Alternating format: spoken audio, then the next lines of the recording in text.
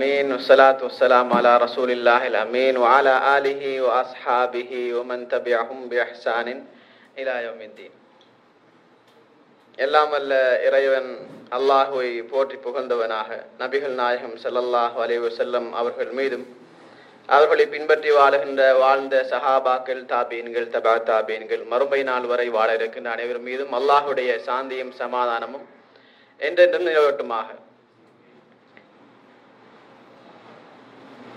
நபிகள் நாயகம் ஸல்லல்லாஹு அலைஹி வஸல்லம் அறிவித்த ஒரு ஹதீஸை இமாம் புகாரி, முஸ்லிம் இரண்டு பேரும் பதிவு செய்திருக்கிறார்கள். நபிகள் ஸல்லல்லாஹு அலைஹி வஸல்லம் அவர்கள் சொன்னார்கள், இஃப்தரகத்துல் யஹூது அலா 71 ஃபிர்கா. யஹூதிகள் 71 கூட்டங்களாக பிரிந்திருந்தார்கள். வஃப்தரகத்தின் நசாரா அலா 72 ஃபிர்கா. நசாராக்கள் 72 கூட்டங்களாக பிரிந்திருந்தார்கள். وستفترق هذه الأمة على 73 فرقة. எனது கூட்டம், எனது சமுதாயம் 73 கூட்டங்களாக பிரியும். குல்லுஹா ஃபின்னார், எல்லாமே நரகத்தில், இல்லா வாஹிதா, ஒன்றே ஒன்றை தவிர. கீல மன்ஹே யா ரசூலல்லாஹ், ரசூலுல்லாஹ்ட்ட சஹாபாக்கள் கேட்டாங்க, அவங்க யாரு யா ரசூலல்லாஹ்? ஸல்லல்லாஹு அலைஹி வஸல்லம் அவர்கள் பதில் சொன்னார்கள், மன் கான அலா மிஸ்ல மா அன அலைஹி வ அஸ்ஹாபி.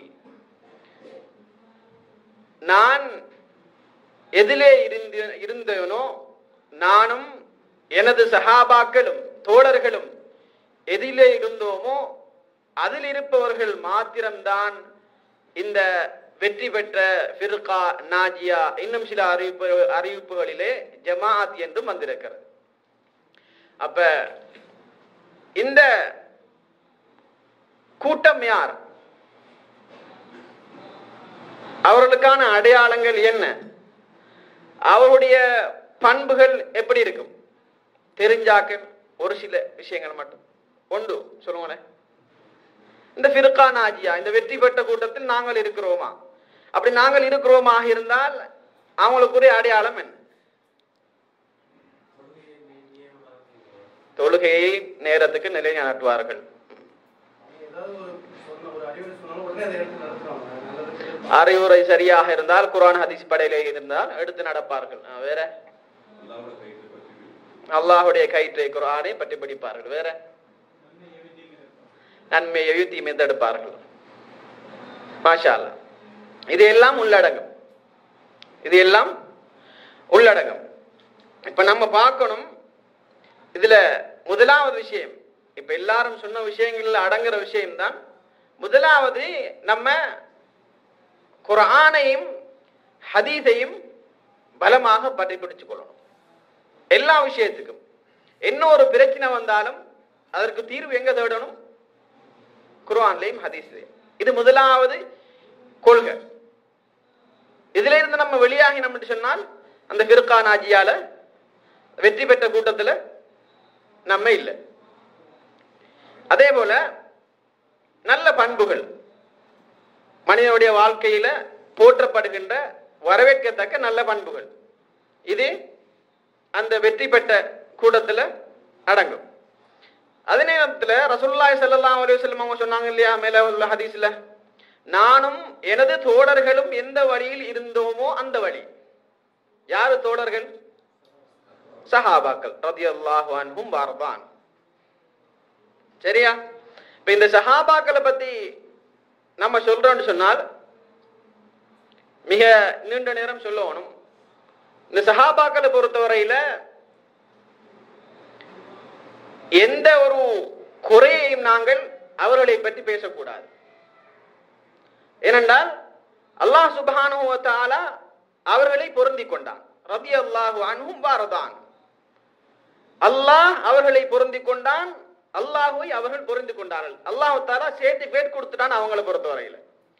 அவங்களோட குறைகளை பற்றி, அது ஒரு சஹாபாவாக இருக்கலாம், பல சஹாபாக்களாக இருக்கலாம், எந்த ஒரு சஹாபியை பற்றியாவது யாராவது ஒரு குறை பேசினோம் என்று சொன்னால் நாங்கள் அந்த வெற்றி பெற்ற கூட்டத்திலிருந்து வெளியாகிறோம். சஹாபாக்கள் யாரு? யாருக்கு வரவிலக்கம் சொல்லலாம்? சஹாபாக்கள் யாரு? சஹாபான்னு சொல்லணும். நம்ம சஹாபான்னா யாரு? நபி, நபியோட காலத்துல வாழ்ந்தவர்கள், நபியை பார்த்தவர்களா? ஈமானுக்கு வேற இஸ்லாத்துக்காக போர் புரிந்தா சரியா? ஷஹீதான எல்லாரும் சஹாபாக்களா? சொல்லுங்க வேற. இப்ப ரசூலுல்லாஹி ஸல்லல்லாஹு அலைஹி வஸல்லம் அவர்களை பார்த்து ஒரு நாளாக இருந்தாலும் சரி, ரசூலுல்லாஹி ஸல்லல்லாஹு அலைஹி வஸல்லம் அவர்களை பார்த்து முஃமினான நிலையில், காஃபிரான நிலையில் அல்ல, முஃமினான நிலையில் ரசூலுல்லாஹ்வை பார்த்து ஒரு நாள் சரி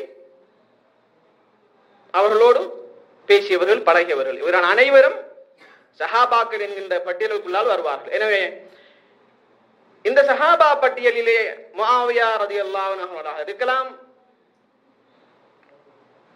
அல்லது அபூபக்கர் ரலியல்லாஹு அன்ஹு இருக்கலாம், உமர் ரலியல்லாஹு அன்ஹு, உஸ்மான் ரலியல்லாஹு அன்ஹு, ஆயிஷா ரலியல்லாஹு அன்ஹா, இவர்கள் அனைவரும் சஹாபாக்கள் என்கின்ற அந்தஸ்தில் வைத்து தான் நாங்கள் பார்க்க வேண்டும். ஒருத்தரை நாங்கள் குறை கூறிவிட்டு நாங்கள் இஸ்லாத்தில் இருக்கிறோம் என்று சொல்ல முடியாது.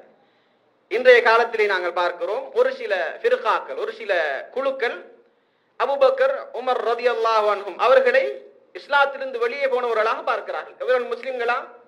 முஸ்லிம்கள் இல்லை.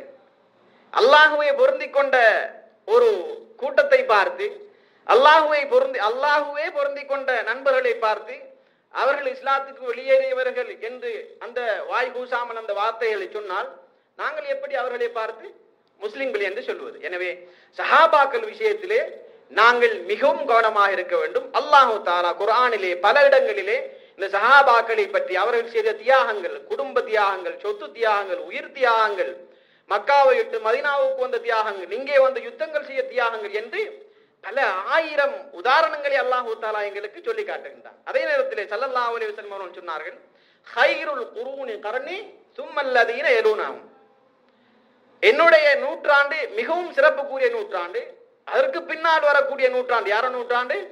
சஹாபாக்களுடைய நூற்றாண்டு, அதுதான் மிகவும் சிறப்புக்குரிய நூற்றாண்டு எனக்கு பின்னால் என்று ஸல்லல்லாஹு அலைஹி வஸல்லம் அவர்கள் சொல்லி இருக்கிறார். அது மாத்திரமல்ல,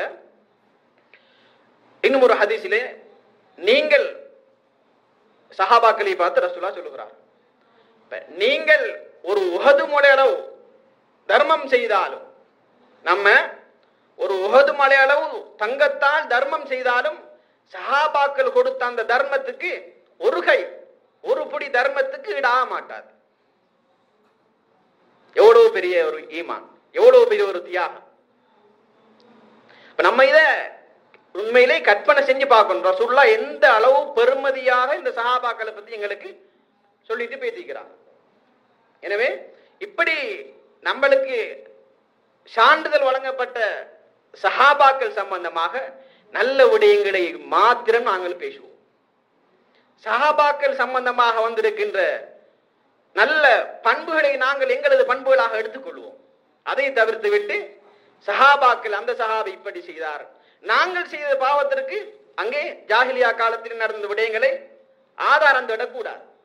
ஏனென்றால் ஸல்லல்லாஹு அலைஹி வஸல்லம் அவர்கள் ஹதீஸிலே சொல்லுகின்ற போது சொன்னார்கள், மன் சப்ப அஸ்ஹாபி ஃபஅலைஹி லஅனத்துல்லாஹி வல் மலாயிகத்தி வன் நாஸி அஜ்மஈன், யார் எனது சஹாபாக்களை ஏசுகிறாரோ அவர் மீது அல்லாஹ்வுடைய லானத்துண்டாகட்டும், அல்லாஹ்வுடைய மலக்குமாருடைய லானத்துண்டாகட்டும், மனிதர்களுடைய உலகத்தில் உள்ள வஸ்துக்களுடைய, உலகத்தினுடைய உயிரினங்களுடைய அனைத்து லானத்தும் உண்டாகட்டும் என்று ஸல்லல்லாஹு அலைஹி வஸல்லம் அவர்கள் சொன்ன ஹதீஸ் இமாம் அல்பானி அவர்கள் சஹீஹாக்கி இருக்கின்றார்கள்.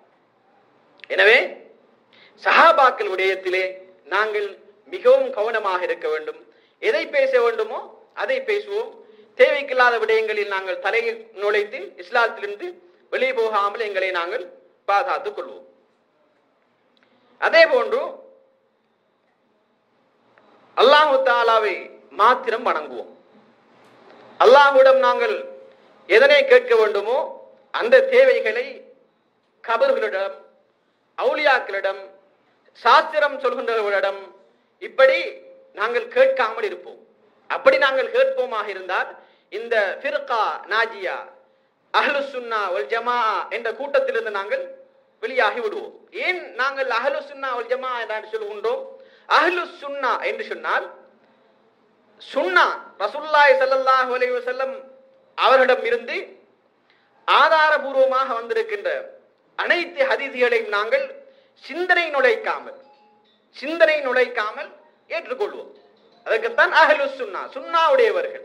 வல் ஜமாஅ இந்த ஹதீஸ்களை ஏற்பதன் மூலமாக, இந்த ஹதீஸ்களை உண்மைப்படுத்துவதன் மூலமாக நாங்கள் ஒரு கூட்டமாக இருப்போம். அவ்வளவுதான். இப்ப ஹதீஸ்களை உண்மைப்படுத்தி ஒரு கூட்டமாக சேர்ந்து இந்த ஃபிர்கா நாஜியா வெற்றி பெற்ற கூட்டத்தில் சேருவதற்கு நாங்கள் முயற்சி செய்து கொள்ள வேண்டும். அதே போன்று பல பண்புகள், இந்த வெற்றி பெற்ற கூட்டத்தினுடைய பல பண்புகள் இருக்கிறது. ஒரு சில பண்புகளை மாத்திரம் இன்று நாங்கள் சுருக்கிக் கொள்வோம். இந்த வெற்றி பெற்ற கூட்டத்தை பொறுத்தவரையிலே 24 மணித்தியாலமும் அல்லாஹ்வை வணங்கிக் கொண்டு, அல்லாஹ்வை திக்ர் செய்து கொண்டு, குர்ஆன் ஓதி கொண்டுதான் இருப்பார்களா என்றால் இல்லை. அவர்கள் பாவிகளும் இருப்பார்கள், பாவம் செய்கின்றவர்களும் இருப்பார்கள். சிறிய பாவம் பெரிய பாவம் எல்லாம் நடக்கும். ஆனால் அந்த சிறிய பாவம் பெரும் பாவங்களில் ஈடுபடுகின்றவர்களை பார்த்து ஹவாரிஜிகள் சொல்வதை போன்று, ஹவாரிஜிகள் ராஃபிதாக்கள் சொல்வதை போன்று அவர்கள் காபீர்கள், அவர்கள் இஸ்லாத்தை விட்டு வெளியே போய் விட்டார்கள் அல்லது அவர்கள் நரகவாதிகள் என்று நாங்கள் தீர்ப்பு கொடுக்க மாட்டோம்.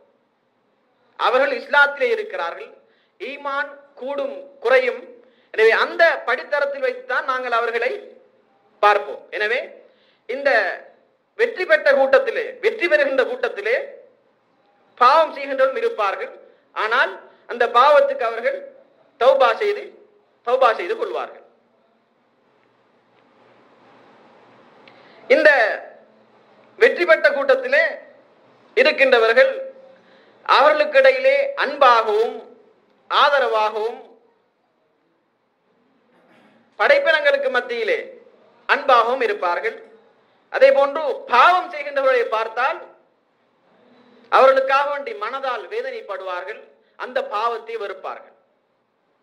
பாவத்தில் ஈடுபடுகின்றவர்களை பார்த்தால் மனதால் அந்த பாவத்தை வெறுப்பார்கள், அவர்களோடு நல்ல முறையிலே நடந்து கொள்வார்கள்.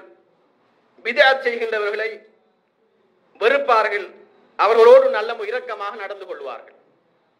எனவே இந்த சொல்லப்பட்ட பண்புகளை நாங்களும் எங்களது வாழ்க்கையில் பின்பற்றி, அதே போன்று எங்களது பிள்ளைகள், மனைவிமார்கள், பெற்றோர்கள், நண்பர்கள் அனைவர்களுக்கும் நாங்கள் படித்த ஒரு விஷயத்தையாவது சரி எத்தி வைப்பது எங்கள் மீதுள்ள கடமை. வல்ல ரப்புல் ஆலமீன் அல்லாஹு தஆலா வெற்றி பெற்ற அந்த கூட்டத்தில் என்னையும் உங்களையும் சேர்த்தருள்வானாக. வஸ்ஸலாமு